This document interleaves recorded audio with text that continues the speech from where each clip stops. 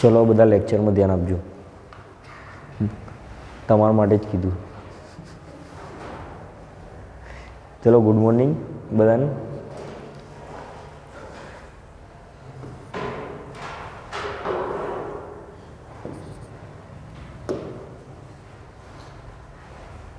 આમાં ટાઈપ કેમનું થાય છે?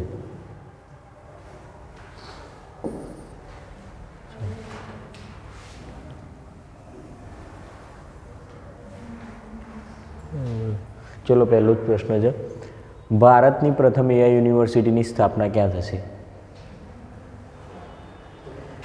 હા,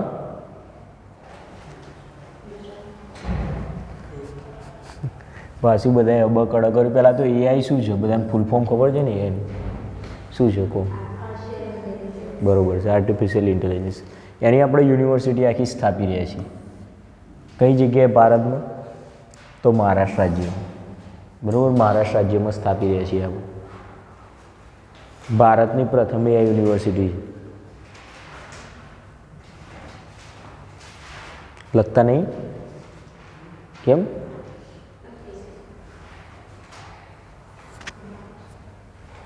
ભારતની પ્રથમ એઆઈ યુનિવર્સિટીની સ્થાપના થશે મહારાષ્ટ્રમાં. બરાબર, તો 2025ની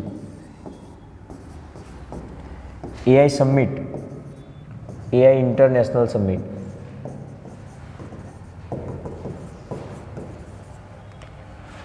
કઈ જગ્યાએ આયોજન કરવામાં આવ્યું હતું? ભારત એમાં ભાગીદાર દેશ હતો. બોલો. મેક્રોન જેના રાષ્ટ્રપ્રમુખ છે, કયો દેશ?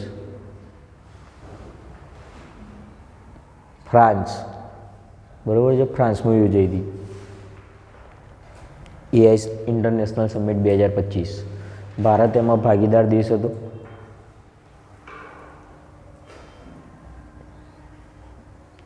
ખબર તો પડે છે ને બધાને? ના પડે ત્યાં પૂછજો.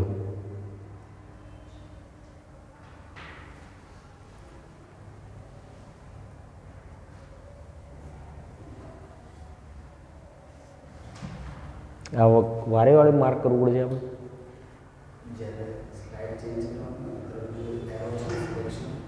કયું? હા, ઓકે.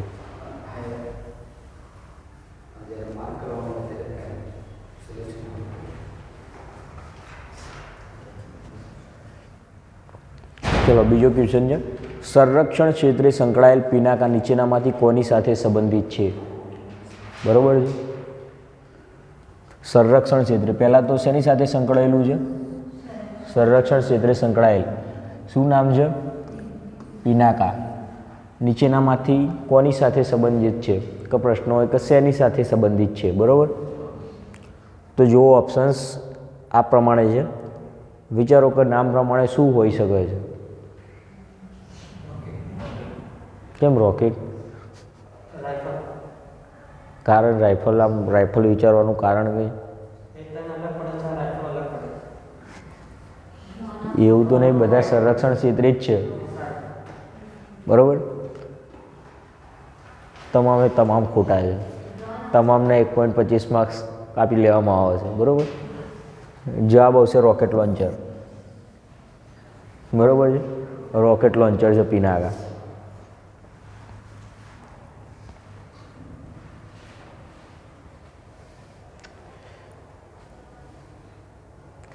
હવે તમને ખબર પડે છે કે આપણે આવા પ્રશ્નો કેમ ચલાવીએ છીએ. મેં અગાઉ કહ્યું હતું ને, અત્યારે ફરી કહું છું કે તમે જ્યારે ન્યૂઝપેપરમાં કે કોઈ જગ્યાએ વાંચો ને તો તમને ફટાક દઈને લાઈટ થાય કે આવા પ્રશ્નો આવે છે પેપરમાં.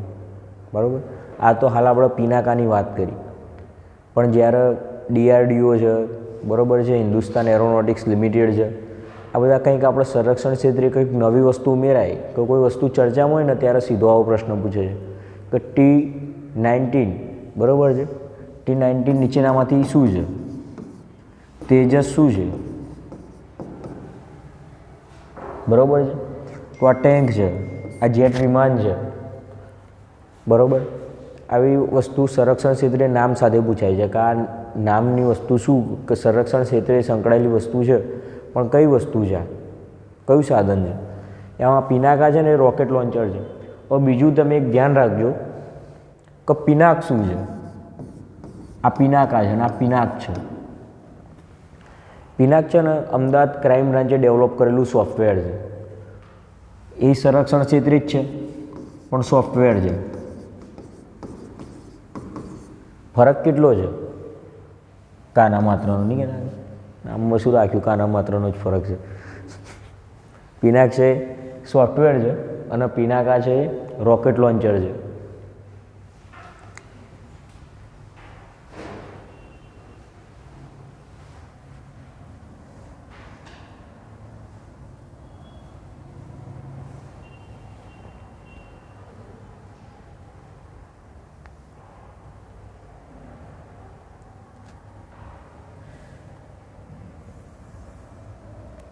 હા, સંરક્ષણ ક્ષેત્રે સંકળાયેલ પિનાકા, અરે બદલાઈ ગયું આ,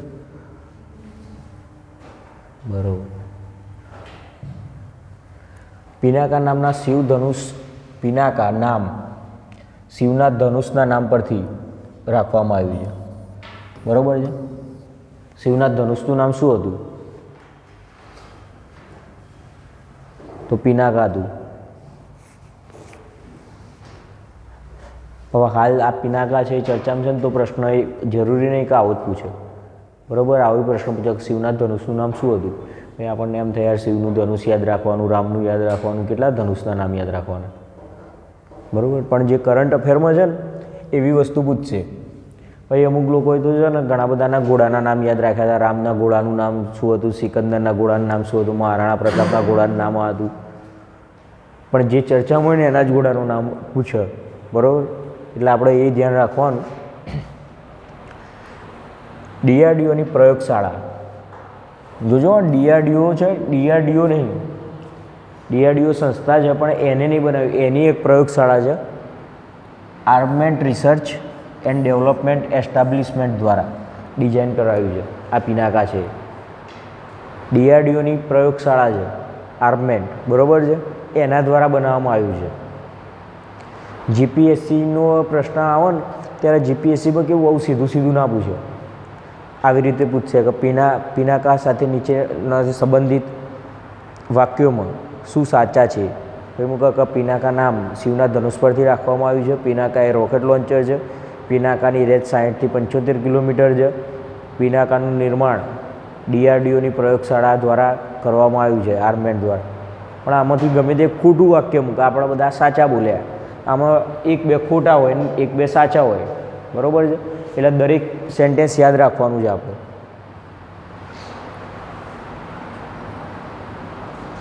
શું છે ડીઆરડીઓનું ફૂલ ફોર્મ?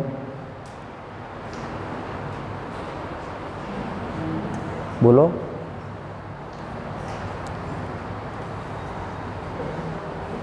ડીઆરડીઓનું ફૂલ ફોર્મ શું છે? Defence research and development organisation. બરાબર છે. શું છે ફરી બોલો? અરે બોલો બધા. હા, ડીઆરડીઓનું ફૂલ ફોર્મ આ છે.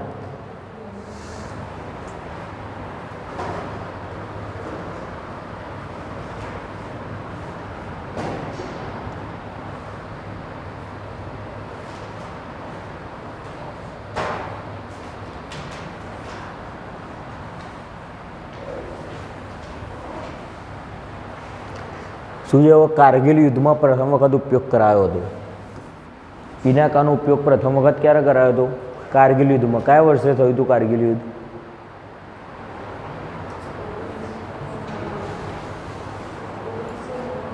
(1999) થયું હતું. કારગિલ યુદ્ધ 1999માં થયું હતું. બરાબર છે.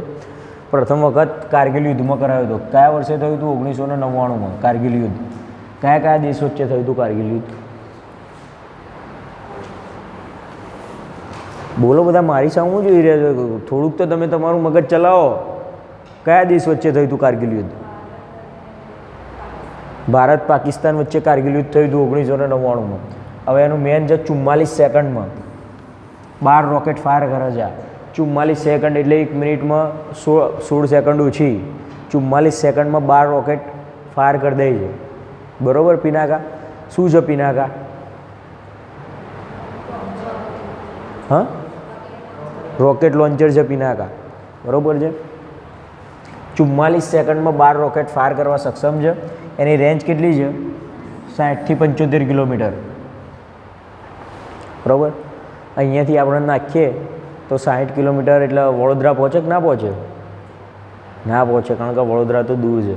તો નજીકમાં શું છે 60 કિલોમીટરનું? આણંદ દૂર છે, નડિયાદ સુધી પહોંચી જાય.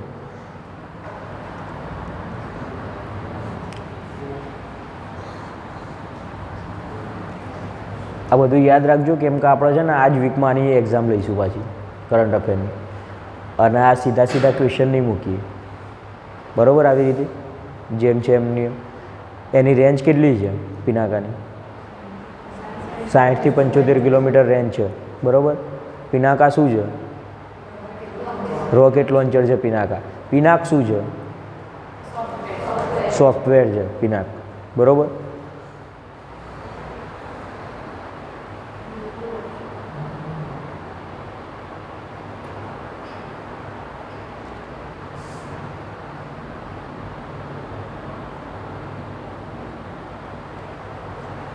ત્રીજો ક્વેશ્ચન, નીચેનામાંથી કયા વ્યક્તિને ગ્રેમી એવોર્ડ 2025માં વિજેતા જાહેર કરવામાં આવ્યા છે? બોલો, કયો વ્યક્તિને? પ્રશ્ન સમજજો. નીચેનામાંથી કયા વ્યક્તિને એવોર્ડ કયો? ગ્રેમી એવોર્ડ 2025માં વિજેતા જાહેર કરવામાં આવ્યા છે? બોલો, કોણ હશે?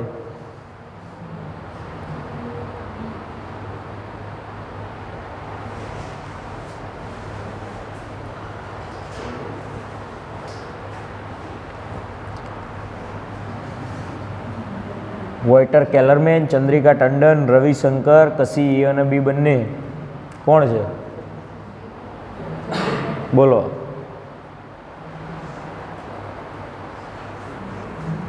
સી આવશે, એ અને બી બંને, બરાબર છે. વોલ્ટર કેલરમેન છે, વોલ્ટર કેલરમેન, ચંદ્રિકા ટંડન, બરાબર છે.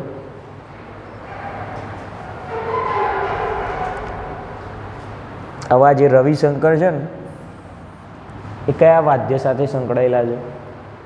આવા પ્રશ્નો પૂછાય છે. કોઈ ન્યૂઝમાં હોય ને વ્યક્તિ, એ સંગીત ક્ષેત્રે સંકળાયેલો હોય તો એનું વાદ્ય પૂછી લે કે ભાઈ આ વાંસળી વાદક છે, શરણાઈ વાદક છે, તબલા વાદક છે, બરાબર છે, વાયોલિન વગાડે છે, શું વગાડે છે? તો એમાં રવિશંકર ભાઈ જે શું વગાડતા હતા? બહુ ફેમસ વ્યક્તિ છે આ રવિશંકર. સિતાર વાદક હતા. રવિશંકર સિતાર વાદક હતા, બરાબર છે.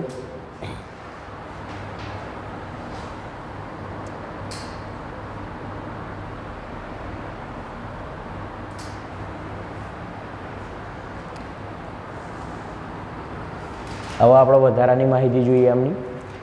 ચંદ્રિકા ટંડને ત્રિવેણી આલ્બમ માટે, કયા આલ્બમ માટે? ગ્રેમી એવોર્ડ 2025 જીત્યા, પણ શેના માટે જીત્યા? ત્રિવેણી આલ્બમ માટે.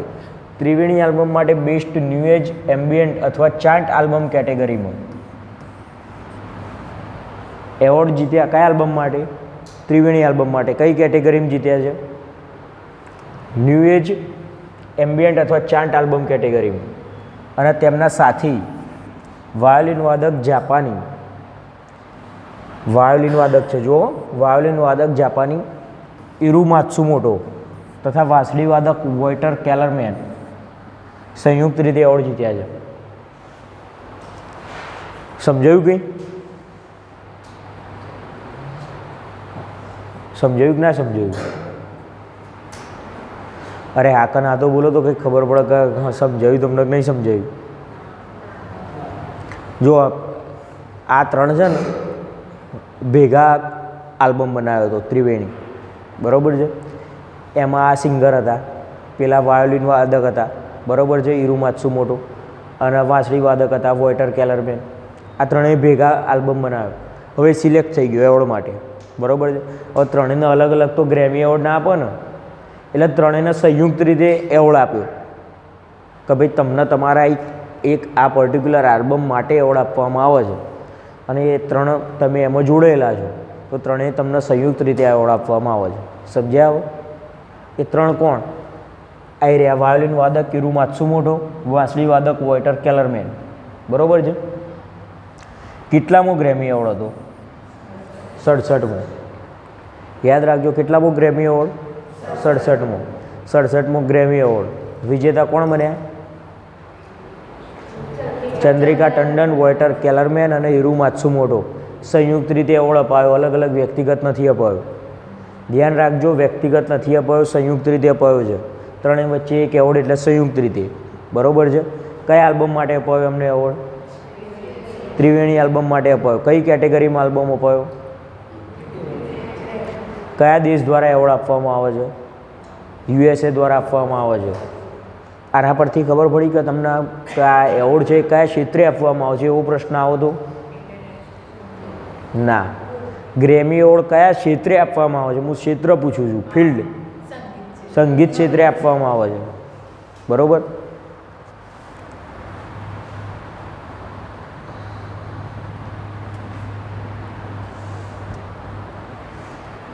આવ્યું ગ્રેમી એવોર્ડ કયા ક્ષેત્રે આપવામાં આવે છે? સંગીત ક્ષેત્રે વાત કરીએ. સૌ પ્રથમ ક્યારે અપાયો હતો? 1959માં અપાયો તો સૌ પ્રથમ. બરાબર છે. હાલમાં કેટલામાં અપાયો? 67માં અપાયો હાલમાં 2025માં. બરાબર. પ્રથમ ભારતીય સિતાર વાદક પંડિત રવિશંકર 1968.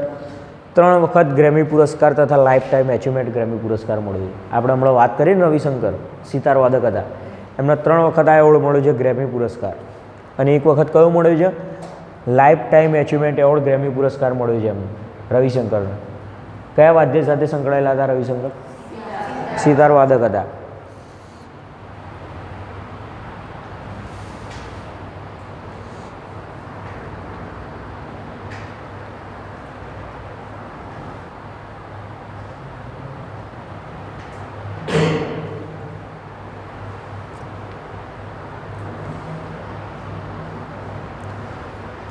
બીજું ગ્રેમી પુરસ્કાર 1994માં રવિશંકરના શિષ્ય વિશ્વ મોહન ભટ્ટને મળ્યો હતો. બરાબર છે. વિશ્વ મોહન ભટ્ટને મળ્યો હતો. ક્યારે? 1994માં. રવિશંકરને કયા વર્ષે મળ્યો હતો? 1968માં મળ્યો હતો રવિશંકરને. શરૂઆત ક્યારે થઈ હતી ગ્રેમી પુરસ્કારની?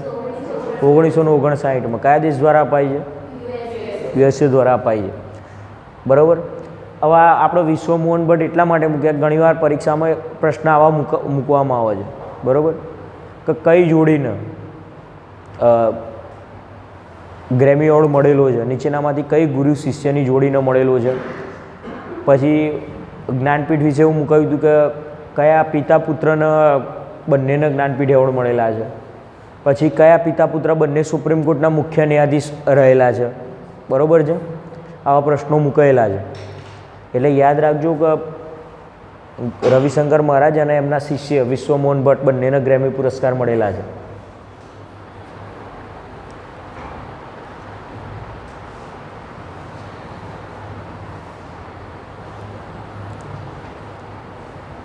ચોથો ક્વેશ્ચન, સૂરજકુંડનો મેળો ભારતમાં કયા રાજ્યમાં યોજાય છે? સૂરજકુંડનો મેળો ભારતના કયા રાજ્યમાં યોજાય છે? સૂરજકુંડનો મેળો હરિયાણામાં યોજાય છે. બરાબર છે. સ્પોર્ટમાં સૌથી વધુ આગળ પડતું રાજ્ય હોય ને તો હરિયાણા. હરિયાણાના માણસો જે ઇન્ડિયામાં જેટલા બધા ભેગા થઈને લાવતા હશે ને એના 50% હરિયાણાના જ લોકો લઈ આવે છે. બરાબર છે. મેડલ હરિયાણામાં યોજાય છે સૂરજકુંડનો મેળો.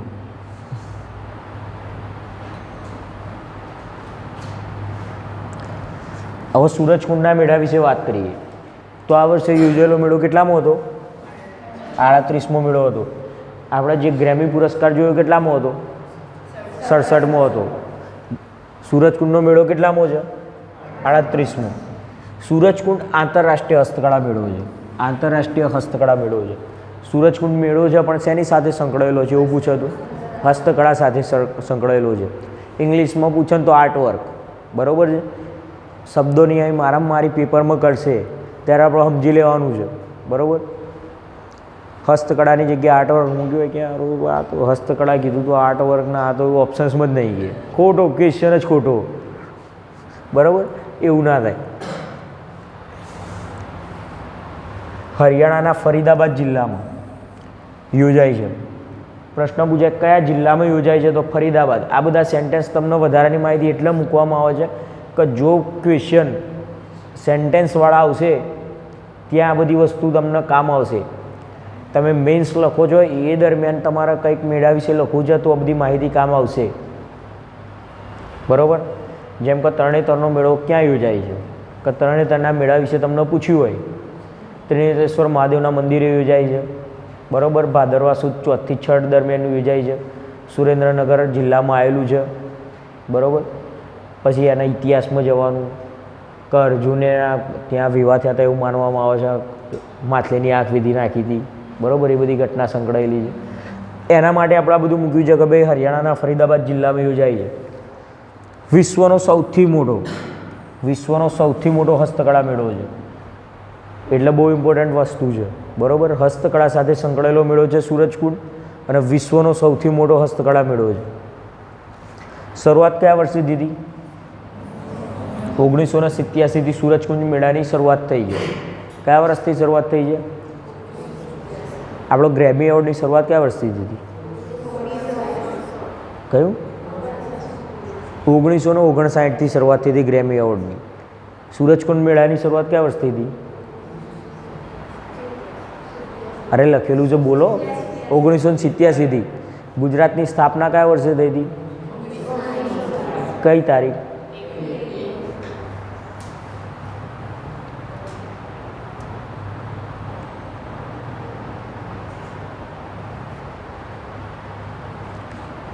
બે 2025ના આ મેળામાં બિમસ્ટેકના સભ્ય દેશો ભાગીદાર રાષ્ટ્ર તરીકે હતા, બરાબર છે? બિમસ્ટેકના જે સભ્ય દેશો છે એ સૂરજકુંડ આંતરરાષ્ટ્રીય હસ્તકળા મેળામાં ભાગીદાર રાષ્ટ્રો તરીકે હતા.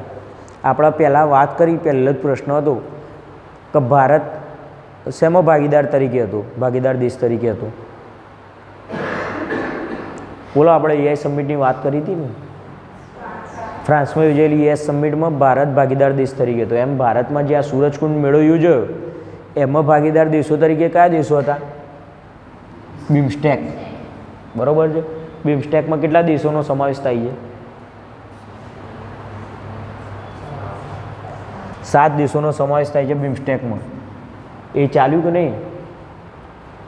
બિમસ્ટેક છે, સાર્ક છે, G20 છે, G7 છે, ક્વાડ દેશો છે, તો આપણે લઈ લઈશું એ, બરાબર છે?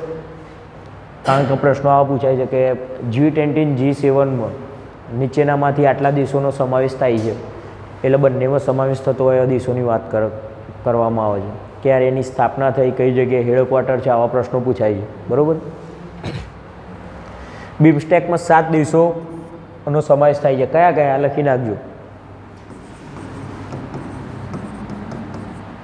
મ્યાનમાર, ભૂટાન,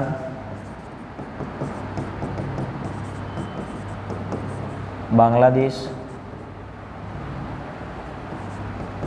ભારત, શ્રીલંકા. કેટલા થયા? નેપાળ અને થાઈલેન્ડ. થઈ ગયા ને 7? બાકી છે?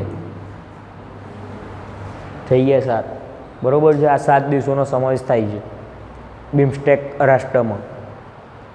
એનું હેડક્વાર્ટર કઈ જગ્યાએ આવેલું છે? બોલો, કે જે હાલ મોહમ્મદ યુનુસની સરકાર છે. મોહમ્મદ યુનુસની સરકાર છે કે જેના રાષ્ટ્રપતિ મુજીબુર રહેમાન હતા. સોરી, રાષ્ટ્રપતિ નહીં, રાષ્ટ્રપિતા. જેમ આપણા રાષ્ટ્રપિતા ગાંધીજી છે ને, દેશના રાષ્ટ્રપિતા મુજીબુર રહેમાન છે. બોલો, પેપર વાંચો છો કે નહીં તમે? હું ક્યારનો કહું છું કે તમે ન્યૂઝપેપર વાંચવાની આદત પાડો. બાંગ્લાદેશના ઢાકા ખાતે આનું હેડક્વાર્ટર છે. હાલ ત્યાં મોહમ્મદ યુનુસની સરકાર છે. આની પહેલાં કોણ હતા એના વડાપ્રધાન? શેખ હસીના. ત્યાં બળવો થયો, શેખ હસીના ભાગીને ભારત આવી ગયા. એના પછી એમને યુકેમાં જઈને શરણ લીધું, બરાબર છે? એના પછી તમે જોયું છે આપણા રોડ ઉપર બાંગ્લાદેશના ચિત્ર છાપ્યા હતા. આપણે એક બે તો અહીંયા જ હતા, રોડ ઉપર બનાવ્યા હતા, બાંગ્લાદેશના ફ્લેગના નિશાન બનાવ્યા હતા. કેમ કે ત્યાં બાંગ્લાદેશમાં કેવું ભારત વિરોધી વલણ ચાલુ થઈ ગયું છે, બરાબર. એટલે બધું એ બધા નહીં પડતા આપણે, પણ આ ધ્યાનમાં રહે એટલા માટે તમને જાણ કરું છું.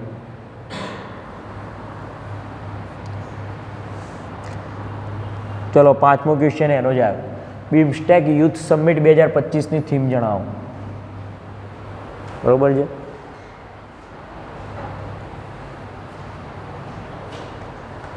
બિમસ્ટેક યુથ સમિટ 2025ની થીમ જણાવો. કયા વર્ષની? 2025ની થીમ જણાવો.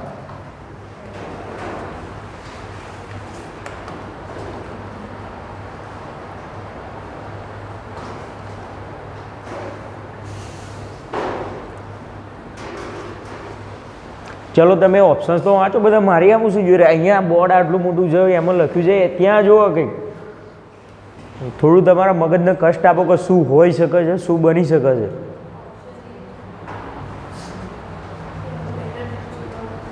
હા, કયો ઓપ્શન?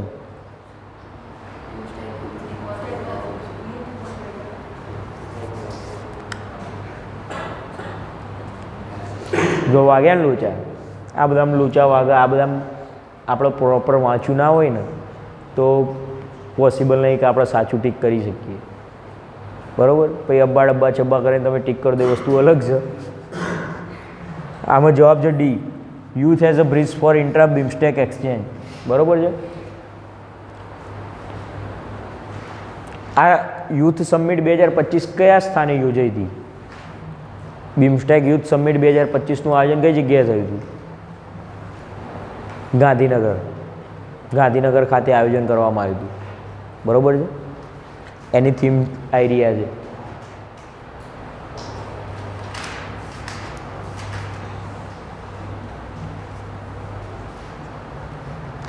તમને થીમ્સના બધું યાદ ના રહેતું હોય ને તો 5-6 વખત લખો, 10 વખત લખો, યાદ કરો સતત. કારણ કે તમે એવું વિચારો ને કે હું એકવાર વાંચું મને યાદ રહી જાય, તો એમ યાદ નહીં રહે. સતત વાંચો ને લખતા રહો ને તો જ તમને યાદ રહેશે આ બધી વસ્તુ. થઈ ગઈ, લખાઈ ગઈ સ્કીમ.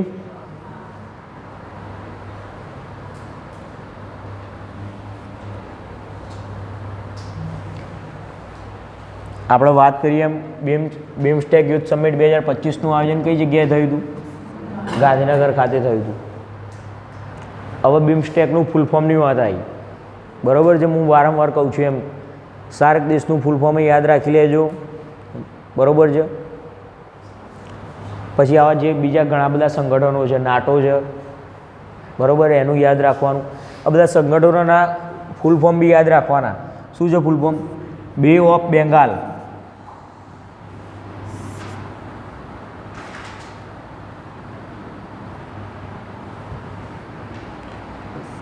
બે of Bengal initiative four multi sectoral technical and economic cooperation, બરાબર છે.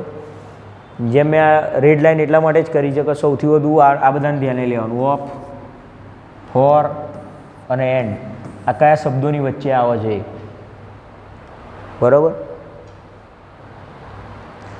આ ફોર અહીંથી ઉઠાવી દે, Bengal initiative multi sectoral for technical and economic, તો આપણને એમ થાય કે બરાબર જ નામ છે, ટેકનિકલ ને ઇકોનોમી માટે જ છે ને કે, એટલે ફોર અહીંયા કમ્પ્લીટ ગોઠવાયેલું છે. પણ ધ્યાન રાખવાનું કે એ ઇનિશિયેટિવ અને મલ્ટી સેક્ટરલની વચ્ચે ફોર મૂક્યું છે. હવે કઈ રીતે આને યાદ રાખવાના નહીં કહું, અમે આવી રીતે યાદ રાખતા. જ્યાં ઓફ એન્ડ આવે ને, ફોર એન્ડ, એને આવી રીતે સાઈડમાં લખવાનું, બરાબર છે. અહીંયા આવ્યું ને બે, તો આપણે અહીંયા લખવાનું બે ઓફ બેંગાલ, બરાબર છે, ઇનિશિયેટિવ. પછી ફોર અહીંયા જ આવવું જોઈએ લાઇનમાં. આવી રીતે તમે યાદ કરશો ને 5-6 વખત લખીને, એટલે તમારા માઇન્ડમાં ફિટ થઈ જશે કે કયા શબ્દ પછી ફોર આવે છે, કયા શબ્દ પછી એન્ડ આવે છે, બરાબર. અને જો નામમાં ક્યાંય એસ નહીં એટલે બહુવચન ક્યાંય મૂક્યા નહીં. નકર બીજા બધા નામમાં કેવું ES ને એસની મગજમારી બહુ હોય છે. અમુકમાં કોર્પોરેશન્સ હોય પણ આમાં કોર્પોરેશન જ છે. એ બધું પણ ધ્યાન રાખજો. હવે તમારી જોડે ટાઈમ બહુ ઓછો છે. જેમ આપણે વાત કરીએ એમ 7 દેશોનો સમૂહ છે બરાબર. મ્યાનમાર, બાંગ્લાદેશ, ભૂટાન, શ્રીલંકા, નેપાળ, ઇન્ડિયા અને થાઈલેન્ડ. 6 જૂન 1997ના દિવસે બેંગકોક ઘોષણાપત્ર અંતર્ગત સ્થાપના થઈ હતી. મોસ્ટ ઇમ્પોર્ટન્ટ, કોઈ પણ સંસ્થાની સ્થાપના કયા ઘોષણાપત્ર અંતર્ગત કરવામાં આવે છે ને એ બધું ધ્યાન રાખવાનું. અમુક સંસ્થાઓની સ્થાપના સંમેળોમાં થશે, અમુક સંસ્થાઓની સ્થાપના છે ને કોઈ એક કરાર આધારિત થશે બરાબર છે.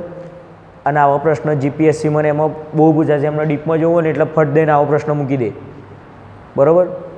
કયા અંતર્ગત સ્થાપના થઈ બેંગકોક ઘોષણાપત્ર અંતર્ગત કઈ તારીખે? 6 જૂન 1997ના રોજ. ગ્રેમી એવોર્ડની શરૂઆત કયા વર્ષે થઈ હતી? ગ્રેમી એવોર્ડની શરૂઆત 1959માં થઈ હતી બરાબર છે. ગ્રેમી એવોર્ડની શરૂઆત. સૂરજકુંડ મેળાની શરૂઆત કયા વર્ષે થઈ હતી? 1987માં થઈ હતી. હેડક્વાર્ટર ક્યાં છે આનું? ઢાકા, બાંગ્લાદેશ. આપણે વાત કરીએ એમ આવા બિમસ્ટેક છે એના 7 દેશો છે. કયા કયા છે યાદ રહી ગયા તમને બધાને? આપણે યાદ કરી દઈએ બરાબર છે. એનું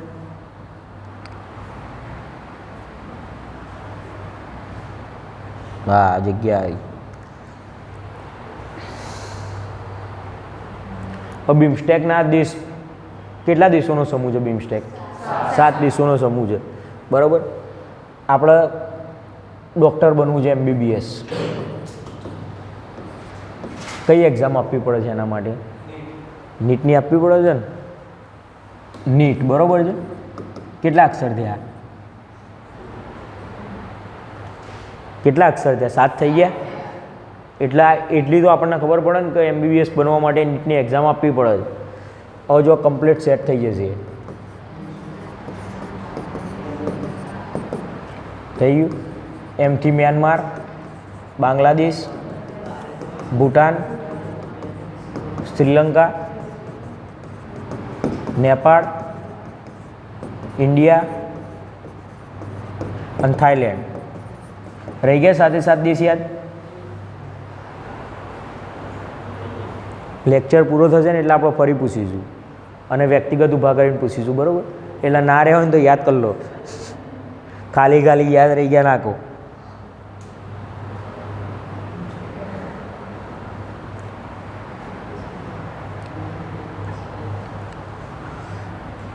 છઠ્ઠું ક્વેશ્ચન, એક્સરસાઇઝ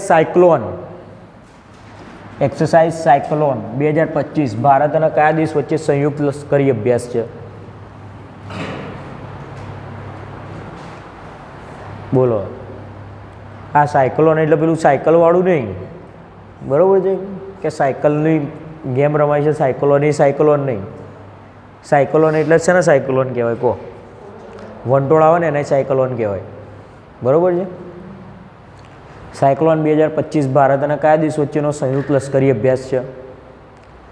જવાબ આવશે ઇજિપ્ત. આપણે વચ્ચે એક લેક્ચર લીધો હતો એમાં વર્ષના તમામ આપણે લઈ લીધા હતા બરાબર છે કે કયો લશ્કરી અભ્યાસ કયા દેશો વચ્ચે થાય છે.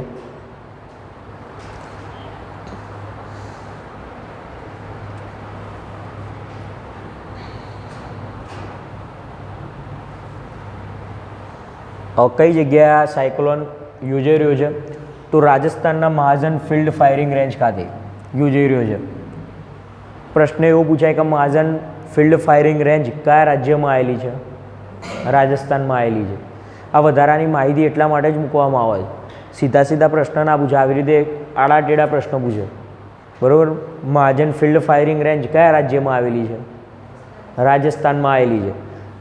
એ જગ્યાએ યોજાયો તો સાયક્લોન 2025 કયા દેશ વચ્ચેનો યુદ્ધ અભ્યાસ છે? ભારત અને ઇજિપ્ત વચ્ચેનો. રણની પરિસ્થિતિઓમાં લશ્કરી સહયોગ અને ઓપરેશનલ તૈયારી જેવી બાબતો કેન્દ્રમાં હતી. રાજસ્થાનમાં આપણે બધાને ખબર જ છે કે રણ છે બરાબર. જેસલમેર, પોખરણ ને બધું. એટલે ત્યાં હવે યુદ્ધ અભ્યાસ યોજાતા રહે છે આ ફાયરિંગ રેન્જ. કે જેથી શું આપણે રણની પરિસ્થિતિઓમાં ઇજિપ્તમાં રણ એવો પ્રદેશ છે એટલે બંને એકબીજાની કુશળતા લડવાની બાબતમાં સાંઝા કરે, બરાબર, અંદરો અંદર કે ભાઈ અમે તો રણમાં આવી રીતે લડીએ, પેલા કે અમે આવી રીતે લડીએ છીએ, એટલે એકબીજાની ટેકનિક શેર થાય એકબીજા જોડે, બરાબર, આતંકવાદી સાથે લડવા માટે.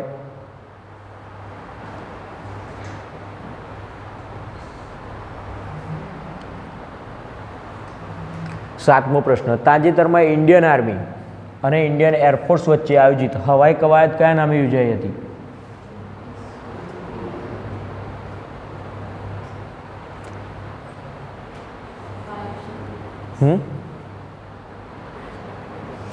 હવાઈ કવાયત છે એટલે વાયુ શક્તિ, એમ?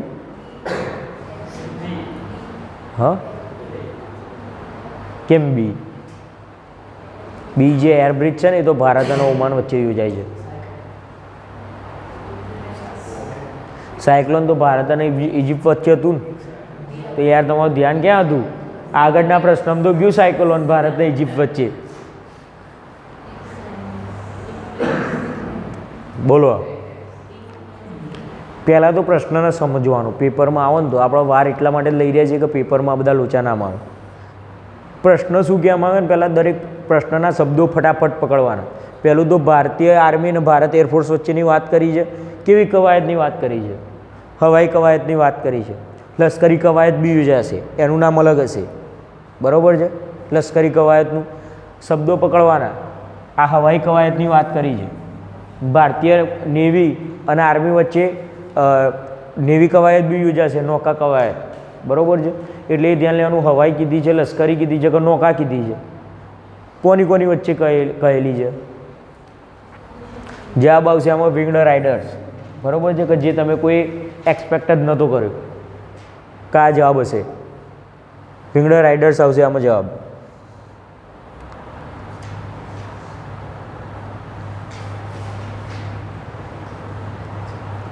આઠમો પ્રશ્ન, રાજ્યમાં સમાન નાગરિક સંહિતા કાયદાનો મુસદ્દો તૈયાર કરવા માટે રચેલી ઉચ્ચ સ્તરીય સમિતિના અધ્યક્ષ કોણ બન્યું છે?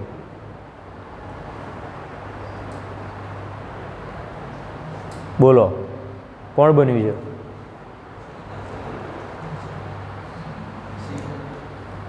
કોણ? સી?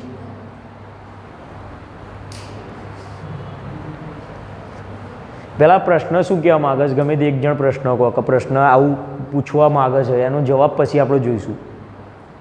પહેલાં પ્રશ્ન જ નહીં સમજતા મોટાભાગના માણસો. બોલો, કોણ બોલશે પ્રશ્ન શું કહેવા માગે છે? હા, તું અનુભવી છે એટલે તું એકવાર રજૂઆત કર તો બીજા બધાને ખબર પડે.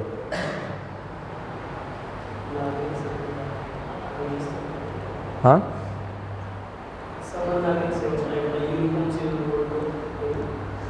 પ્રશ્ન પૂછવા શું માગે છે એ વાત છે. હા, બરાબર છે. આ બધા વધારાના શબ્દો આ તો ઓછા મૂક્યા છે આપણે. પેપર સેટર ઘણા મૂકશે, કારણ કે પેપર સેટરનો મુખ્ય ઉદ્દેશ એ છે કે સ્ટુડન્ટ છે ને એ ઓછામાં ઓછું સમજે અને એટલું લાંબા શબ્દો મૂકો કે એ લોકોને વાંચવામાં વધારે સમય બગડે, એટલે છેલ્લે એ લોકોને પેપર પૂરું કરવામાં સમય ખૂટે, બરાબર છે. એટલે આપણે મોટાભાગના શબ્દો જે ઇમ્પોર્ટન્ટ છે એને ફટાફટ કેચઅપ કરવાના, વધારાના શબ્દોને બાયપરગેટ કરવાના. પણ આ બધું ક્યારે થશે? તમે સતત પ્રેક્ટિસ કરતા રહો ને તો જ થાય. પેપરના દિવસે ના થાય, એ પેપરમાં ઓટોમેટિક જ આવી જાય. તમે અહીંયા સતત પ્રેક્ટિસ કરતા રહો ને, પેપરમાં એ દિવસે ઓટોમેટિક આપણું માઇન્ડ કામ કરવા લાગે. રાજ્યમાં સમાન નાગરિક સંહિતા એટલે કે યુસીસી, યુનિફોર્મ સિવિલ કોડ, બરાબર છે, એનો કાયદો, એ કાયદાનો મુસદ્દો તૈયાર કરવા માટે રચેલી ઉચ્ચ સ્તરીય સમિતિના અધ્યક્ષ કોણ બન્યું છે? અધ્યક્ષની વાત કરી છે, બરાબર. કોણ બન્યું છે? ચંદ્રિકા ટંડન બન્યા છે, સુનીતા અગ્રવાલ બન્યા છે, રંજના દેસાઈ બન્યા છે, જ્ઞાનેશ કુમાર બન્યા છે? કહો.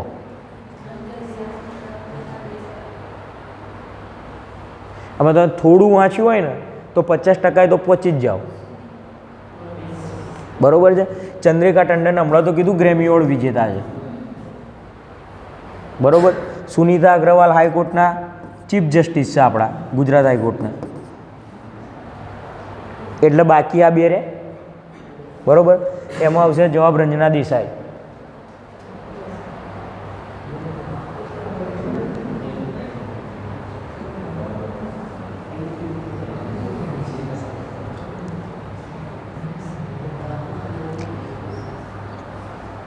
વધારાની માહિતી ગુજરાતમાં યુસીસી હવે તમને પ્રશ્નમાં એવું પૂછે કે યુસીસી કાયદાનો મુસદ્દો તૈયાર કરવા માટે રચેલી સમિતિના અધ્યક્ષ કોણ છે?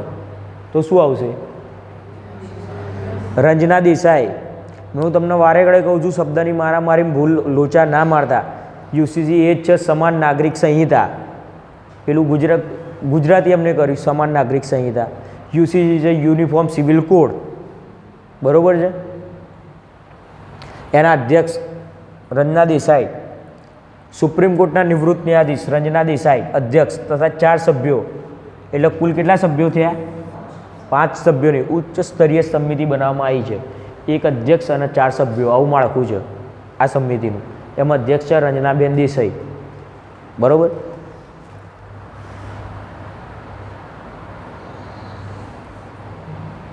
આ રહ્યો મસ્ત ફોટો આપણો મૂકેલો છે. કોણ છે રંજનાબેન દેસાઈ? આ વચ્ચેવાળા અધ્યક્ષ છે ને એ છે રંજનાબેન દેસાઈ. અને બીજા આજુબાજુ 2 એમના લેફ્ટ હેન્ડ રાઈટ હેન્ડ. બરાબર. 2 માણસો 4 સભ્યો એમની સમિતિ બનાવી છે એમને.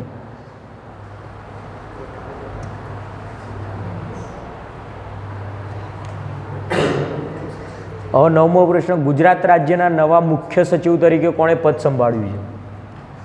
નવા મુખ્ય સચિવ. બરાબર છે. રાજ્યના મુખ્ય સચિવ તરીકે અવગો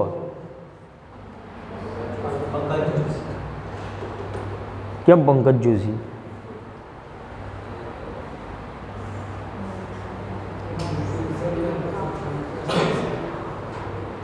બોલો કેમ પંકજ જોશી?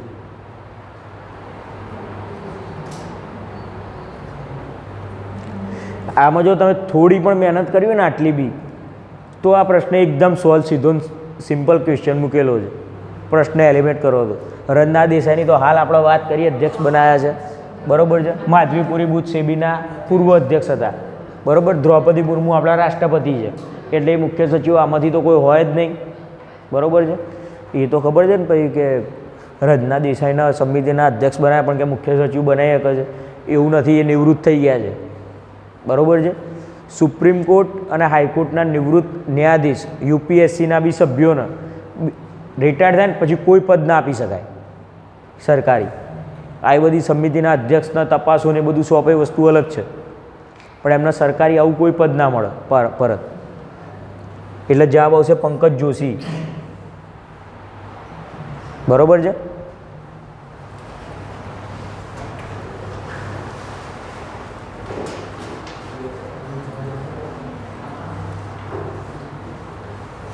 આ ફોટો જુઓ આપણો પંકજ જોશી સાહેબનો એટલે તમારા મગજમાં રહે, માઇન્ડમાં. બરાબર છે.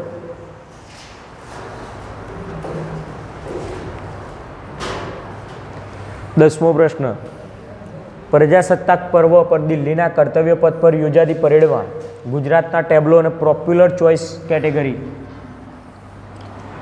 હેઠળ સતત કેટલા વર્ષથી પ્રથમ સ્થાન રહે છે? તો ભાઈ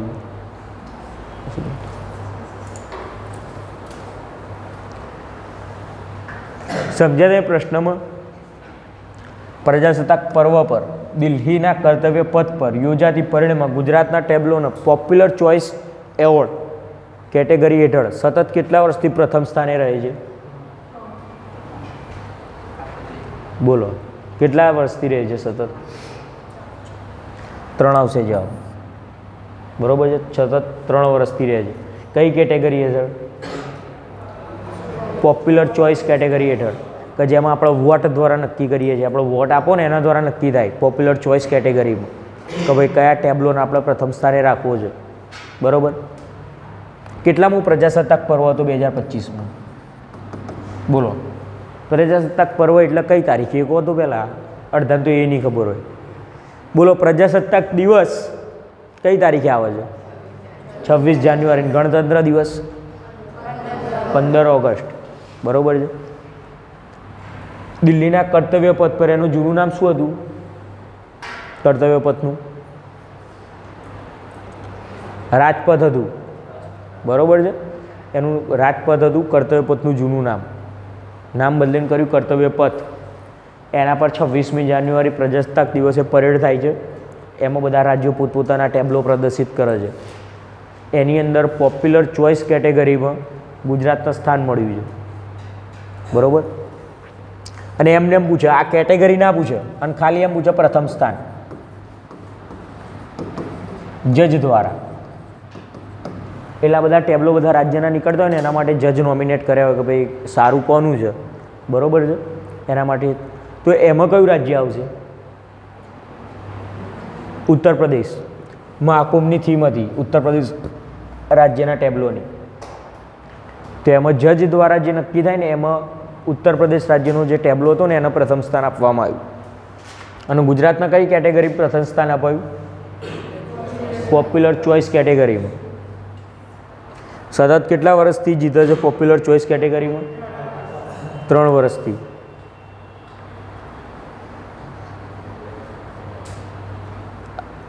આ રહ્યો આપણો ટેબ્લો ગુજરાતનો. બરાબર.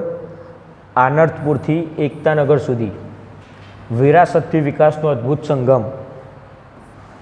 વિરાસતથી વિકાસનો અદ્ભુત સંગમ. બરાબર છે. જે મેથ્સ લખતા હોય ને એમના માટે તો આટલો શબ્દ બહુ પૂરતો છે લખવા માટે.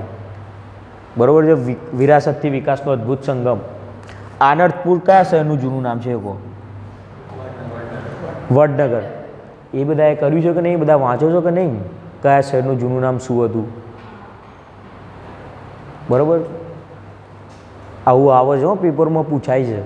એવું નહીં ભાઈ કે અત્યારે ચાલે એટલે કે અરે આવું હોય છે, એવું હોય છે. બરાબર છે. વડનગરનું જૂનું નામ શું હતું? મોડાસાનું જૂનું નામ શું હતું? હિંમતનગરનું શું હતું? અમદાવાદનું શું હતું? જૂનાગઢનું શું હતું? મોહમ્મદાબાદ, મુસ્તુફાબાદ, અહમદનગર, આ બધા જૂના નામો છે, એ યાદ રાખજો.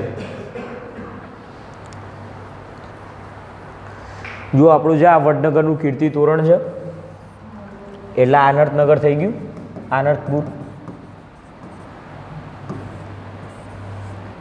કેટલા મીટર ઊંચું છે? Statue of Unity 182 metre.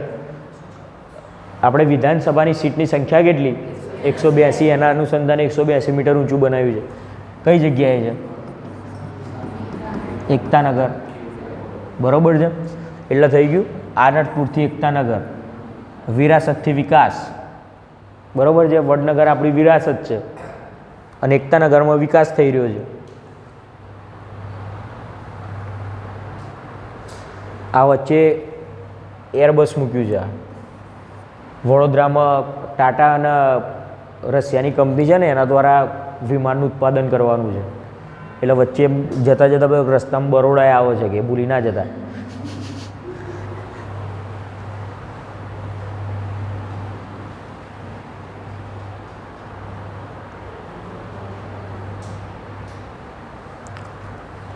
અગિયારમું, ગુજરાત રાજ્યની પ્રથમ બાયોડાયવર્સિટી હેરિટેજ સાઇટ કઈ છે? ગુનેરી. કયા જિલ્લામાં આવેલી છે? કચ્છ જિલ્લામાં આવેલી છે. બરાબર છે. ગુનેરી કચ્છ જિલ્લામાં આવેલી છે. ઇમ્પોર્ટન્ટ છે. ગુજરાત રાજ્યની પ્રથમ બાયોડાયવર્સિટી હેરિટેજ સાઇટ છે. બરાબર છે. ગુનેરી શેના માટે જાણીતું છે? ગુનેરી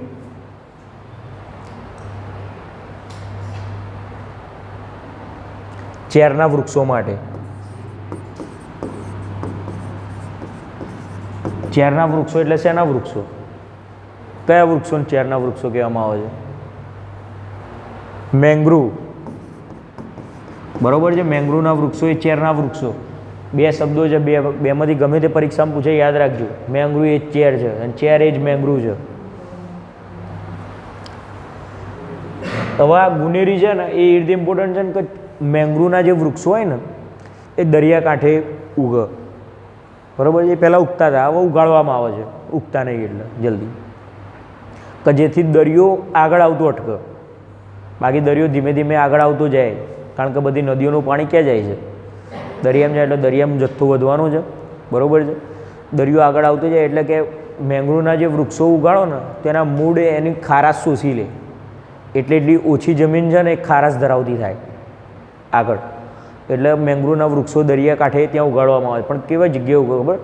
દરિયાકાંઠો પૂરો થતો હોય ને ત્યાં કાદવ કિચડ હોય, અને પાણીનો ભરાવો થઈ રહેતો હોય આવી જગ્યાએ મેંગ્રુવ ઉગે અને વિકાસ પામે. પણ આ ગુનેરી જે જગ્યા છે ને ત્યાં કેવી જગ્યાએ દરિયાથી દૂર આવેલી જગ્યા છે કે જ્યાં કોઈ કાદળ કીચડ કે પાણીનો ભરાવવાળું ક્ષેત્ર નથી, છતાંય ત્યાં મોટા પ્રમાણમાં મેંગ્રુવને ચેર કુદરતી રીતે ઉગેલા છે. બરાબર, એટલે બાયોડાયવર્સિટી હેરિટેજ સાઇટ જાહેર કરવામાં આવી છે. તમને વધારાની માહિતી એટલે આપું છું ને કે તમારું ધ્યાન રહે કે ગુનેરીમાં આવું છે, એટલે બાયોડાયવર્સિટી હેરિટેજ સાઇટ જાહેર કરવામાં આવી છે.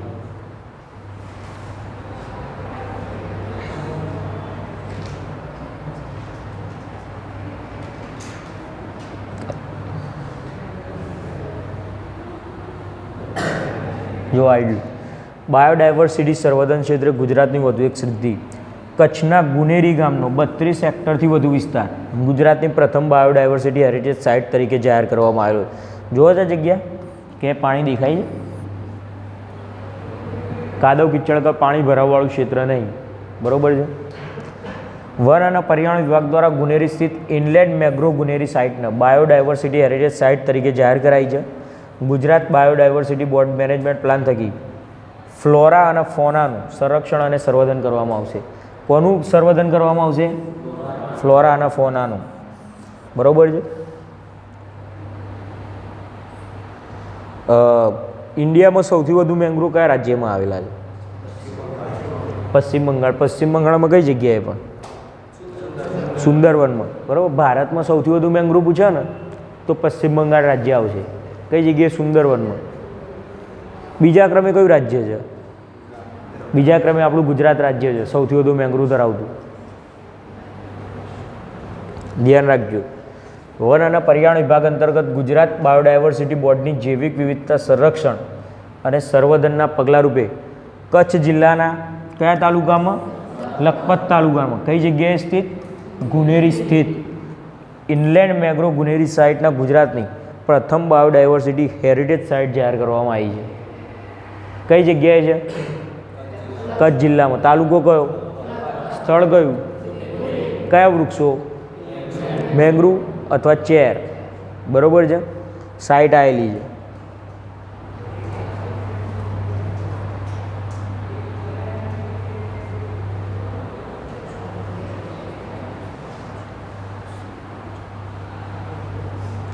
બારમો ક્વેશ્ચન. પ્રધાનમંત્રી કુસુમ યોજના નીચેનામાંથી શેની સાથે સંબંધિત છે? બોલો, શેની સાથે સંબંધિત છે કૃષિ યોજના?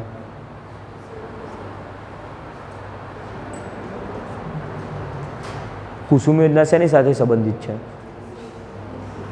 અરે નામ વાંચો, ઓપ્શન્સ તો વાંચો, કંઈક તો આવે છે ને તમારા મગજમાં.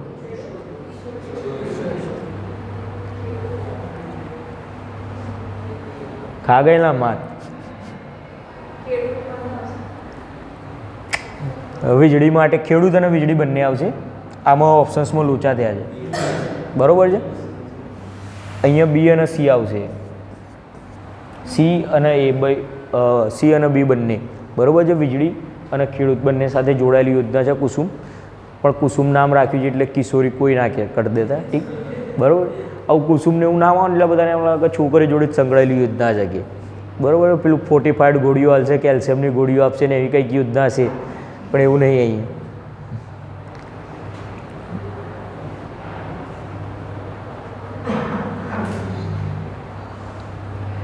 આરએ માહિતી અપડેટ. પીએમ કુસુમ યોજના વીજળીની બચત, પર્યાવરણના ફાયદો. ગુજરાતમાં 7,700થી વધુ ખેડૂતોના સોલાર પંપનો ઉપયોગ શરૂ કરીને વીજળીની બચત કરી. પીએમ કુસુમ યોજના અંતર્ગત રાજ્ય સરકારે ખેડૂતોના સોલાર પંપની ખરીદી માટે ₹218 કરોડથી વધુની સબસિડી ચૂકવી. બરાબર છે. 2019માં કેન્દ્ર સરકાર દ્વારા પ્રધાનમંત્રી કિસાન ઉર્જા સુરક્ષા અને ઉત્થાન મહાઅભિયાન પીએમ કુસુમ યોજના શરૂ કરવામાં આવી હતી. આ લખી દેજો. કેન્દ્ર પ્રધાનમંત્રી કિસાન ઉર્જા સુરક્ષા અને ઉત્થાન મહાઅભિયાન યોજના શરૂ કરવામાં આવી હતી. બરાબર છે. આ કુસુમનું ફૂલ ફોર્મ છે. પ્રધાનમંત્રીને બાદ કરી દેજો કુસુમના ફૂલ ફોર્મમાં. એવું પૂછવું હશે ને પ્રધાનમંત્રી સાથે તો આમ પૂછશે.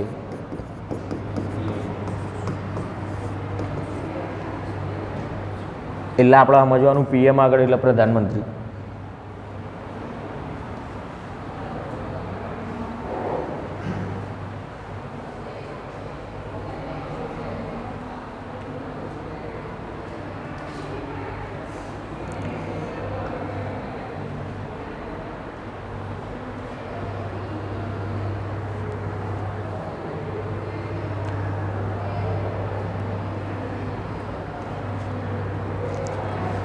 13મો પ્રશ્ન, 76માં પ્રજાસત્તાક પર્વની રાજ્ય કક્ષાની ઉજવણી કયા જિલ્લા ખાતે થઈ હતી? બોલો, કયા જિલ્લા ખાતે થઈ હતી?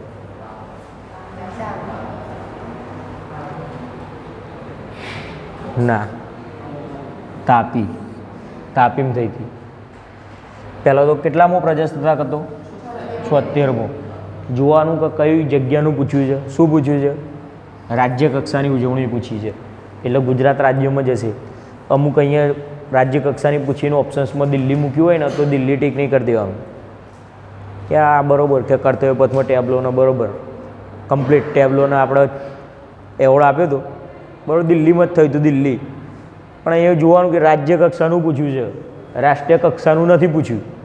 રાષ્ટ્રીય કક્ષાનું પૂછ્યું હોય તો દિલ્હી આવે, રાજ્ય કક્ષાનું પૂછ્યું એટલે રાજ્યમાં કઈ જગ્યાએ યોજાયો હતો તો તાપી. તો એવી રીતે 15 ઓગસ્ટની ઉજવણી કઈ જગ્યાએ થઈ હતી? ગણતંત્ર દિવસની રાજ્ય કક્ષાની. બોલો, કઈ જગ્યાએ થઈ હતી? નડિયાદ ખાતે થઈ હતી. બરાબર છે. ગણતંત્ર દિવસ, પ્રજાસત્તાક દિવસ અને ગુજરાત ગૌરવ દિવસ. ગુજરાત ગૌરવ દિવસ કયા દિવસે ઉજવવામાં આવે છે?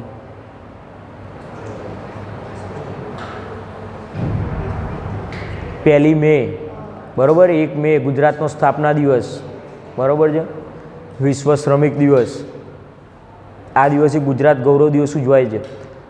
આ ત્રણની રાજ્ય કક્ષાની ઉજવણી કયા સ્થાને કરવામાં આવી હતી ને એ હંમેશા યાદ રાખવાનું એ વર્ષનું કે ભાઈ 15 ઓગસ્ટની ક્યાં ઉજવણી થઈ હતી, ગુજરાત ગૌરવ દિવસની ક્યાંથી હતી અને પ્રજાસત્તાક પર્વની ક્યાંથી હતી. આની રાજ્ય કક્ષાની ઉજવણીઓ આપણા સ્થાન સાથે યાદ રાખવાની કે આ જિલ્લામાં થઈ હતી.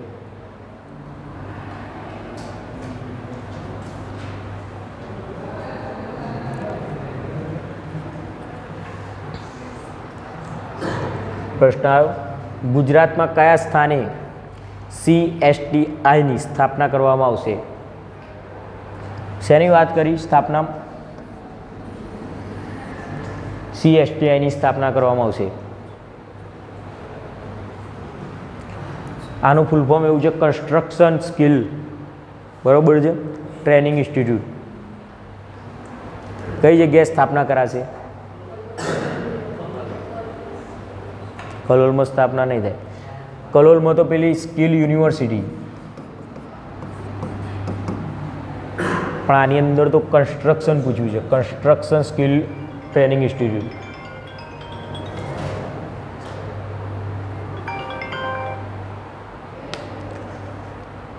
સ્થાપના કરાશે. બોલો, કઈ જગ્યાઓ છે? વિચારો. વડનગર. શું નામ હતું જૂનું વડનગરનું? આનંદપુર. ભરૂચની સ્થાપના કોણે કરી હતી? ભૃગુ ઋષિએ કરી હતી. અને ભાવનગરનું જૂનું નામ શું હતું?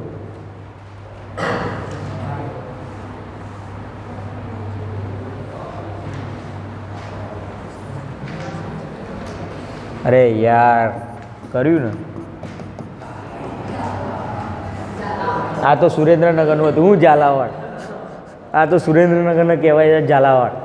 ભાવનગરનું બોલો ગોહિલવાડ. બરાબર છે. તો સોરઠનો વિસ્તાર કયો કહેવાય છે? જુનાગઢ.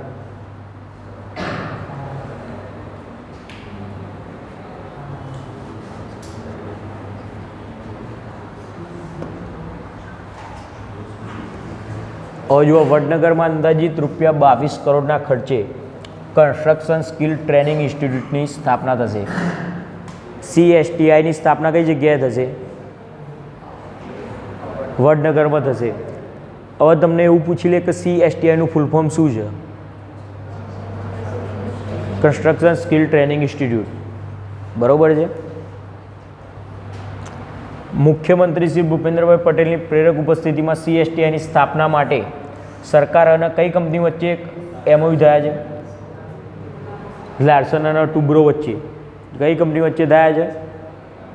લાર્સન અને ટુબ્રો વચ્ચે MOU થયા છે. શેના માટે થયા છે MOU? CSTIની સ્થાપના માટે. લાર્સન એન્ડ ટુબ્રોનું બહુ મોટું નામ છે ઇન્ફ્રાસ્ટ્રક્ચર ડેવલપમેન્ટ કરવામાં. મોટાભાગના કોન્ટ્રાક્ટ આમને જ આપવામાં આવે છે.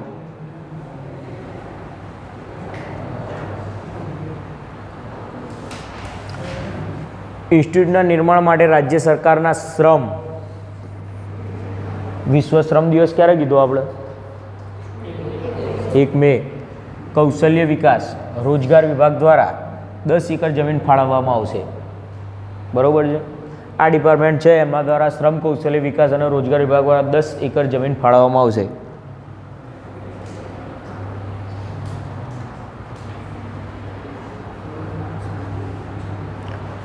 ધરોઈ ડેમ વિસ્તારના વિવિધ વિકાસ કાર્યો ભારતમાલા પ્રોજેક્ટ શેની સાથે સંકળાયેલો છે? ભારતમાલા પ્રોજેક્ટ શેની સાથે સંકળાયેલો છે? રોડ ઇન્ફ્રાસ્ટ્રક્ચર સાથે સંકળાયેલો છે ભારતમાલા પ્રોજેક્ટ. બરાબર છે. રોડને કનેક્ટિવિટી આપવી તેમજ બાંધકામ ક્ષેત્રના અન્ય મેગા પ્રોજેક્ટ્સ માટે બાંધકામ ટેકનોલોજીના જ્ઞાન કૌશલ્યની સજ્જ તાલીમબદ્ધ યુવાધન ઉપલબ્ધ કરવા આ ઇન્સ્ટિટ્યૂટ મહત્વપૂર્ણ ભૂમિકા નિભાવશે. ઇન શોર્ટ આ કહેવા એવું માગે છે કે જે આપણે ભારતમાલા પ્રોજેક્ટ છે અને બીજા બધા પ્રોજેક્ટ ચાલે છે આપણા બુલેટ ટ્રેનના બીજા બધા કે જે ઇન્ફ્રાસ્ટ્રક્ચર ડેવલપ માટે એના માટે આપણે ઘણીવાર પેપરમાં જોયું હશે અને બીજા સોશિયલ મીડિયા પર જોયું હશે કે બધા ટિપ્પણીઓ કરે કે 140 કરોડ 146 કરોડ ભારતીય છે તો પછી જાપાનથી ને બીજી બધી જગ્યાએથી શું કરવા આપણે માણસોને એન્જિનિયરો હાયર કરવા પડે છે કે આપણા પોતાની દેશની કંપનીઓને એમને કામ આપો. બરાબર છે. એટલે એ ઉદ્દેશમાં CSTIની સ્થાપના કરવામાં આવી છે કે જે પ્રકારનું અનુભવ અને નોલેજ એ લોકો ધરાવે છે ને એવું ને એવું કે આપણે અહીંયા યુનિવર્સિટી સ્થાપો આપણા ઇન્ડિયન લોકોને ભણાવો. બરાબર છે કે જેથી આપણે બહારથી ના બોલાવવા પડે. પણ આપણા માણસ તો અહીંયા એડમિશન લઈને ભાઈ ઇન્સ્ટામાં રીલ જ ચલાવવાના.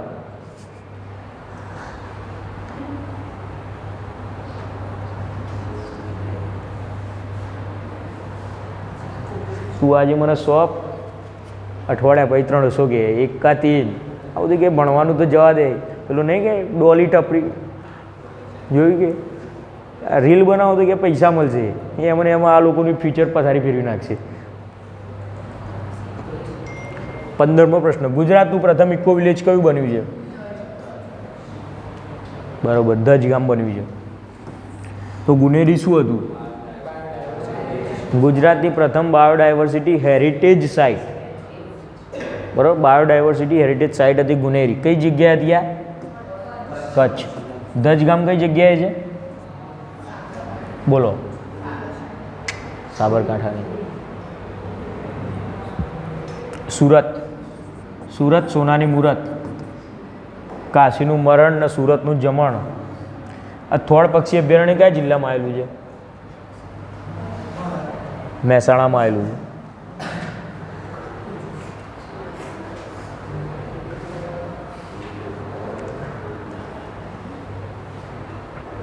આ રહ્યું પર્યાવરણનું જતન અને પ્રગતિનો તાલમેલ સુરત જિલ્લાનું ધજગામ. તમે જુઓ ખરા ઘરની વચ્ચે કેટલા બધા ઝાડ છે. ચારે બાજુ ઝાડ જ છે.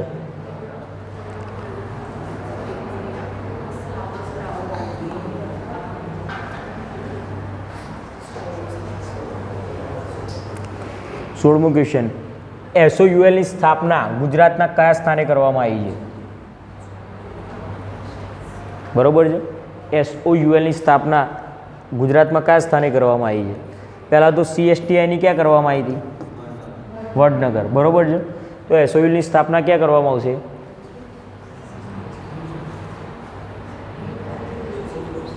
Gift city.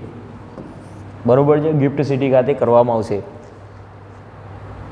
હવે આમ એવું નહીં વિચારવાનું. પેલા પ્રશ્નોમાં આપણે જેમ કીધું ને કે રંજના દેસાઈ, પંકજ જોશી એમાં કે એલિમેન્ટ થયું ને કે હમણાં વડનગરમાં તો CSTIની સ્થાપના થઈ હતી એટલે ના હોય. ના ભાઈ એવું જરૂરી નહીં, ત્યાં બી હોય સ્થાપના. તો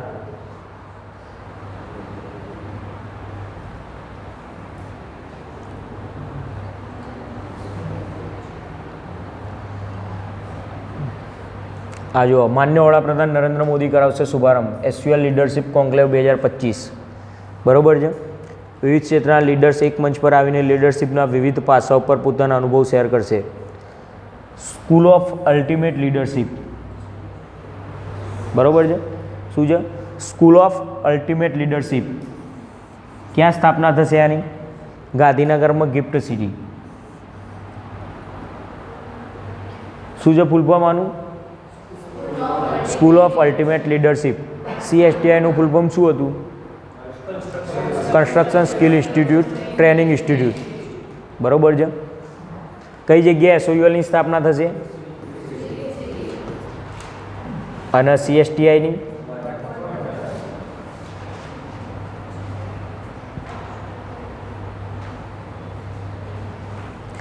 સત્તરમો પ્રશ્ન, ગુજરાતી ભાષા ગૌરવ પુરસ્કાર તાજેતરમાં કોને એનાયત કરવામાં આવ્યો છે? બોલો, કોને એનાયત કરાયો છે?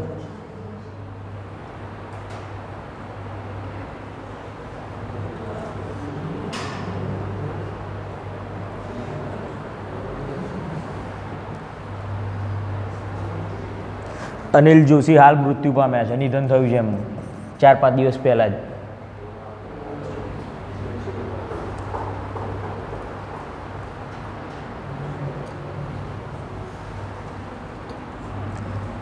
બળવંત જાની આવશે અહીંયા, બરાબર છે. જો કે બે બ્રાહ્મણ સરનેમ જ છે, જોશી ને જાની, પણ બળવંત જાની આવશે. ગૌરવ પુરસ્કાર, ગુજરાતી ભાષા ગૌરવ પુરસ્કાર કોના દ્વારા આપવામાં આવે છે? કઈ સંસ્થા દ્વારા આપવામાં આવે છે?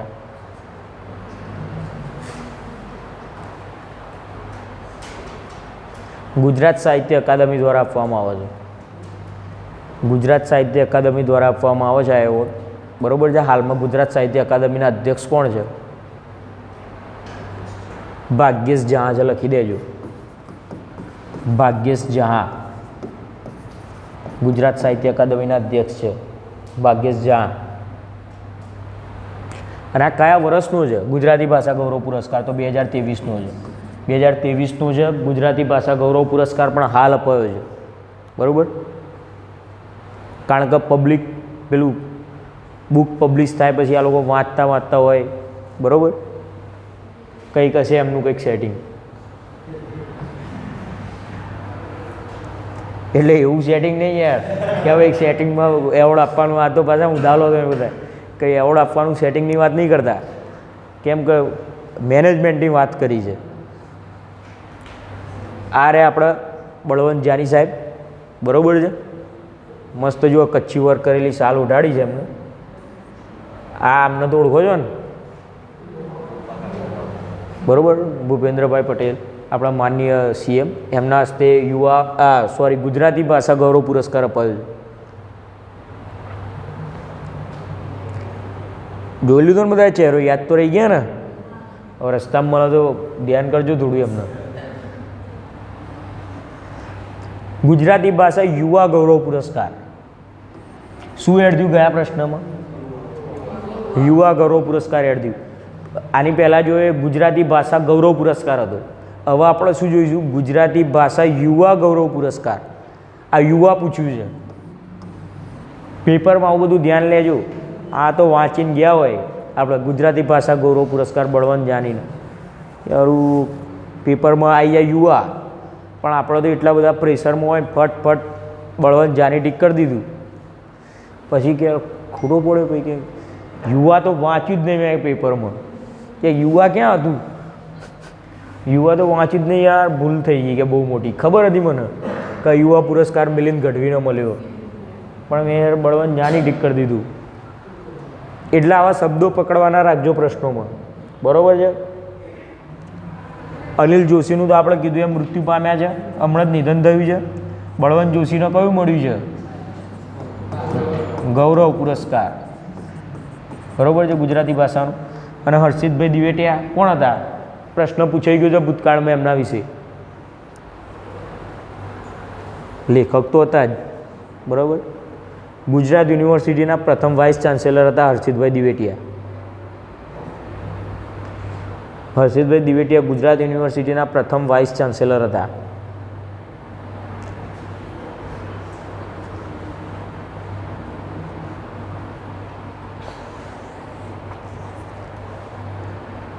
એ તો ખબર છે ને, યુનિવર્સિટીના ચાન્સેલર કોણ હોય છે?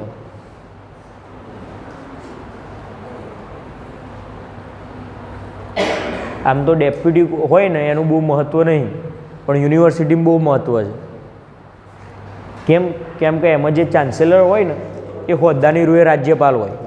બરાબર છે? યુનિવર્સિટીમાં દરેક યુનિવર્સિટીમાં હોદ્દાની રૂએ ચાન્સેલર રાજ્યપાલ હોય, એટલે એનું કરતાં ધરતા હરતા બધું કામકાજ વાઇસ ચાન્સેલર કરતા હોય. હું જી ભાઈ ક્યાંનો શું પ્રશ્ન છે? ના પૂછ, કઈ હોય તો ખબર તો પડી ને. આમાં કોણ હોય યુનિવર્સિટીના ચાન્સેલર?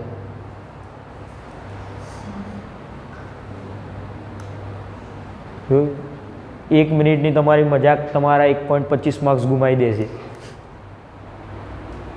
યુનિવર્સિટીના ચાન્સેલર રાજ્યપાલ હોય તો ગુજરાત યુનિવર્સિટીના હાલના ચાન્સેલર કોણ છે?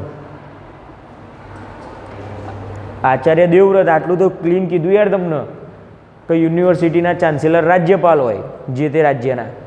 બરાબર છે? કેરળ રાજ્યમાં એ લોકોએ અલગથી કાયદો બનાવ્યો કે ભાઈ યુનિવર્સિટીમાં ચાન્સેલર તરીકે અમે જે વ્યક્તિની નિમણૂક કરીશું એ વ્યક્તિ જ રહેશે, રાજ્યપાલ નહીં રહે હોદ્દાની રૂએ. બરાબર? તો એમાં એનો કેસ હજુ સુપ્રીમ કોર્ટમાં ચાલુ છે કે ભાઈ આ કાયદાની વિરુદ્ધ જઈ રહ્યા છે. બરાબર? બંધારણીય કટોકટી લાગુ કરવાની. કોણ હતા યુવા ગૌરવ પુરસ્કાર? મિલિંદ ગઢવી.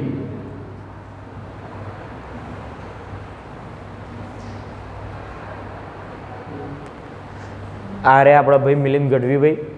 બરાબર છે? આમને જેમ ધ્યાનથી જોઈ લેજો, આપણને લાંબો સમય સુધી મળશે કેમ કે એમની ઉંમર ઓછી છે. યુવા ગૌરવ પુરસ્કાર છે.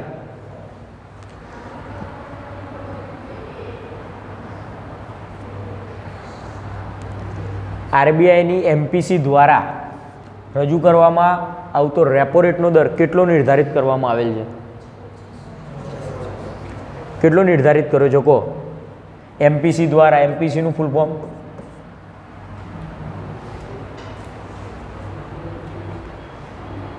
Monetary policy committee. બરાબર છે? કે જે આરબીઆઈ માટે પોલિસીઓ બનાવવાનું કામ કરે છે. હવે કેટલો દર રહેશે કેટલો નહીં એ બધું નિર્ધારિત કોણ કરે છે? MPC, monetary policy committee. કેટલો નક્કી કર્યો છે હાલ?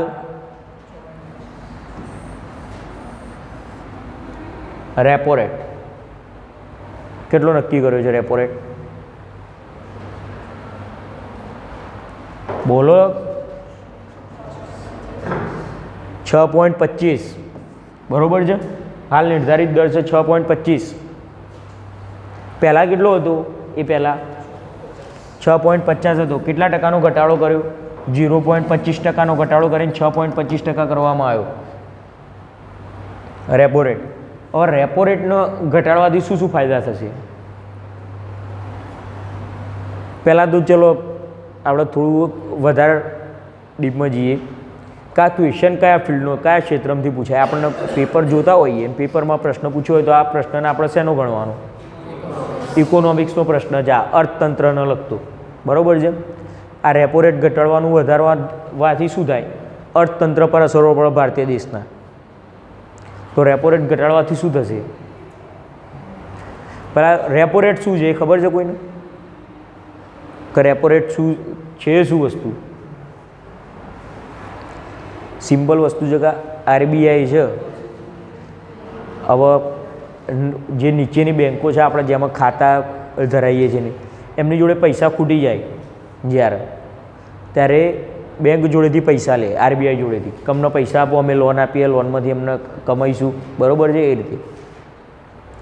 તો જે દરે આરબીઆઈ અન્ય બેન્કોને લોન આપે, બરાબર છે, એ લોન ઉપર જેટલો વ્યાજ દર હોય ને એને કહેવાય રેપો રેટ.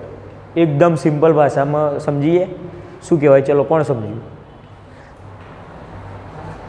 શું છે રેપો રેટ? મારે લો છે આરબીઆઈ બેંક દ્વારા. આરબીઆઈ એટલે ભારતની મધ્યસ્થ bank, reserve bank of India દ્વારા અન્ય જે બેન્કો છે, નાની બેન્કો, જાણે કે પીઓબી છે, એસબીઆઈ છે, બરાબર છે, આવી બધી બેન્કોને જ્યારે પૈસાની જરૂર પડે ત્યારે જાય ભારતની મધ્યસ્થ બેંક એટલે કે આરબીઆઈ જોડે કે ભાઈ અમને પૈસાની જરૂર છે, પૈસા આપો. બરાબર? એટલે આરબીઆઈ પૈસા આપે. એ બેંકોને બીઓબીને કે ભાઈ લો 5 કરોડ કે 10 કરોડ, આપણે નાની રકમની વાત કરીએ, બાકી આ બાજુમાં રકમ હોય. હવે એ જે રકમ આપે આરબીઆઈ એ કંઈ મફતમાં તો આપે નહીં. એ રકમ આપે ને એના પર એ બેંક જોડેથી આરબીઆઈ વ્યાજ લે કે ભાઈ હું તને 5 કરોડ રૂપિયા આપું છું, પણ એના પર તારે આટલા ટકાના દરે મને વ્યાજ આપવું પડશે. બરાબર? તો એ જે દર છે વ્યાજનો એને કહેવાય રેપો રેટ. હવે સમજ્યા રેપો રેટ શું છે? બોલો, તમે બોલો. રેપો રેટ શું છે?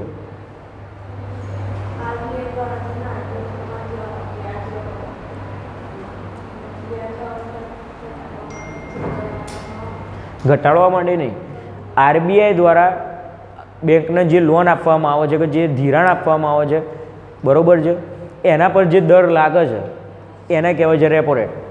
આ તમને સિમ્પલ ભાષામાં પેપરમાં આનાથી અઘરી ભાષા હશે. આરબીઆઈ દ્વારા જે દરે અન્ય બેંકોને ધિરાણ કરવામાં આવે છે તેને કહેવાય રેપો રેટ.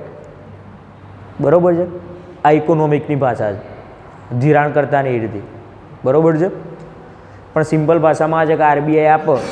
હવે કેવું થાય કે જ્યારે બીઓબીને બીજી જે બેંકો છે, નાની બેંકો, અન્ય બેંકો, એમની જોડે વધી જાય પૈસા, કહો કે મૂકવા જગ્યા જ નહીં, એટલા બધા પૈસા થઈ ગયા છે, તો એ પૈસાનું શું કરવાનું? તમારા મારા જીવન ફોન કરે કે લોન લઈ લો, લોન લઈ લો, આપણે લઈએ નહીં, ક્રેડિટ કાર્ડ લઈએ નહીં, તો એ પૈસાનું શું કરે? એ લોકો શું કરે?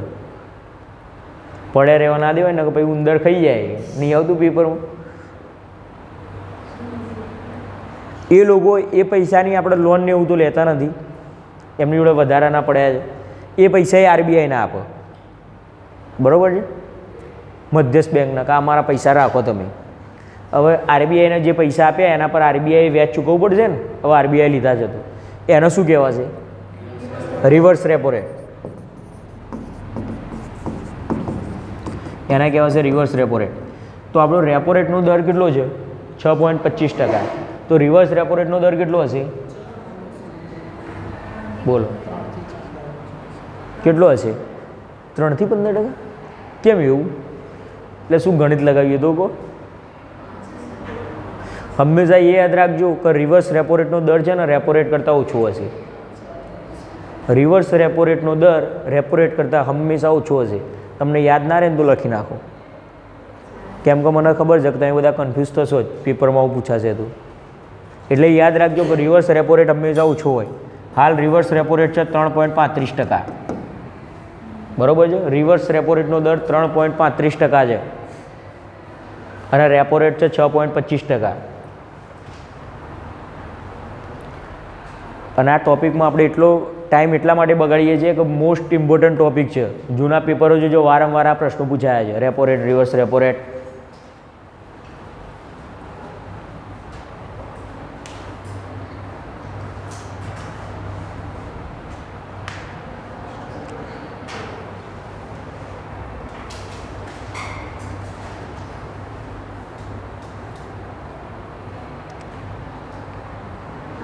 આવ્યું રેપો રેટ અગાઉ 6.50% હતો, જેમાં 0.25% ઘટાડો કરી 6.25% કરવામાં આવેલ છે.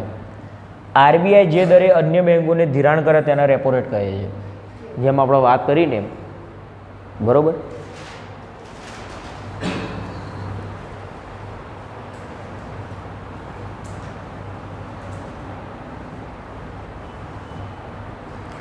હવે આ repo rate, reverse repo rate, બરાબર છે, CRS, બરાબર છે, બેંક દર, આ બધું નિર્ધારિત કોણ કરે છે? આપણે અગાઉ તો વાત કરી, મોનેટરી પોલિસી કમિટી, MPC દ્વારા નિર્ધારિત કરવામાં આવે છે. બરાબર? તો આ MPCમાં સભ્યો કેટલા હોય છે એ આપણા માટે ઇમ્પોર્ટન્ટ છે કે MPCમાં કેટલા સભ્યો હોય છે. નિર્ધારિત કરનાર વ્યક્તિ પણ કોણ, કયા કયા વ્યક્તિ નિર્ધારિત કરે છે? બરાબર છે? આ બધા દરો. તો એમાં પહેલાં છે આરબીઆઈના ગવર્નર. ટોટલ 6 સભ્યો હોય છે આમાં. MPCમાં સભ્યોની સંખ્યા કેટલી? 6. બરાબર? બીજું આના પરથી મને એક બીજી વસ્તુ, જાહેર હિસાબ સમિતિ, બહુ ઇમ્પોર્ટન્ટ સમિતિ છે, જાહેર હિસાબ સમિતિ. એમાં કેટલા સભ્યો હોય છે? 22 સભ્યો હોય છે.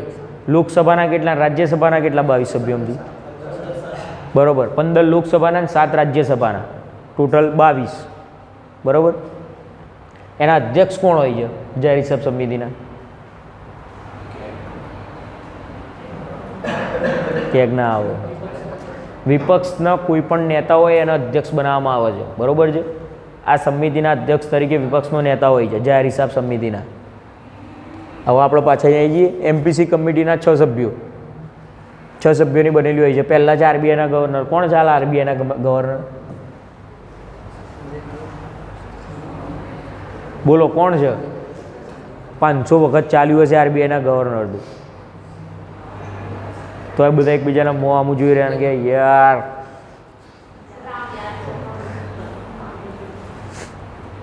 આટલું તમને યાદ નહીં ને સપના તમારા કે ખભા પર 2 સ્ટાર ને કમર પર બંદૂક.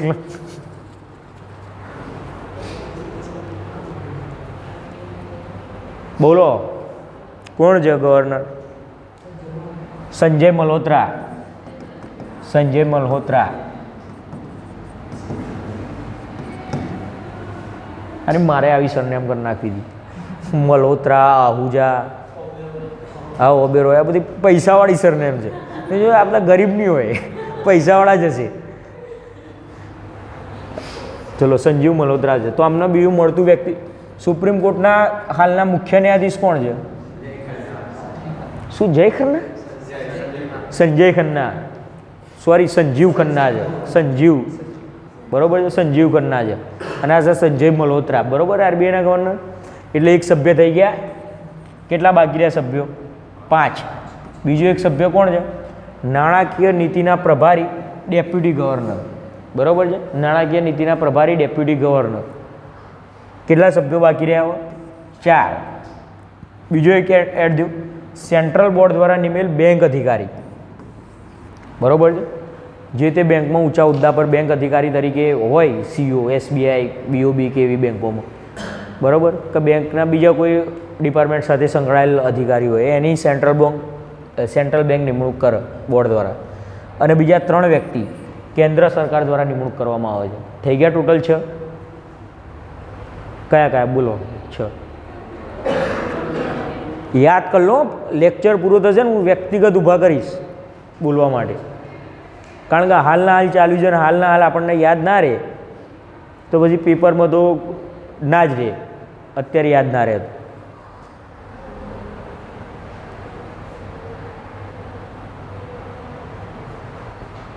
ચલો ધન્યવાદ. જય હિન્દ, જય ભારત. આપણો લેક્ચર અહીંયા પૂરો થયો. હવે આપણો ક્વેશ્ચનનો કાર્યક્રમ ચાલુ થવાનો છે બરાબર છે. હા બંધ કરી દે નહીં.